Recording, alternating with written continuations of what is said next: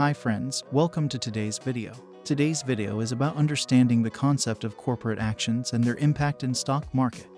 Welcome to my channel. My channel is centered towards sharing the information on financial concepts in short videos, so it may help you become a better investor. If you like the content, do subscribe the channel and like the video so it may help the other people to understand the financial concepts.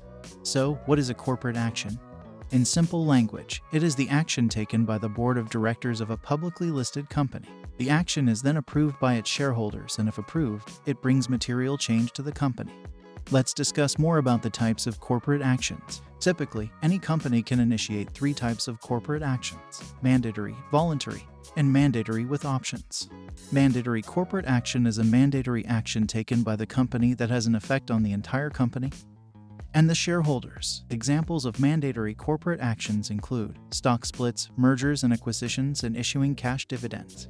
Voluntary corporate actions are voluntary to shareholders, means the shareholders can voluntarily opt in or opt out to participate in these actions. Examples of voluntary corporate actions are rights issue and tender offer. The company requires response from shareholders regarding their willingness to participate in such offers. Mandatory corporate action with options. Though it is mandatory corporate action, the shareholders are provided various options. For example, the company can decide to pay dividends to its shareholders in the form of either cash or in the form of company shares. The shareholders can choose either. And in the event of the shareholder failing to exercise any option, the company can choose to enforce its default option. Now let's understand the impact of corporate actions on stock markets with the following examples. Issuance of bonus shares. This is an example of corporate action where the company provides bonus or additional shares to its shareholders. For example, a company can decide the bonus issue of 2:1, where each shareholder with 1 share would receive an additional 2 shares as a bonus. Issuance of bonus shares affects the price of shares and earning per share. Shareholders stand to gain in the long term with the increase in prices of shares. Generally, bonus issues signify the financial well-being of a company and indicates that the share prices may rise over a long-term period. Stock splits.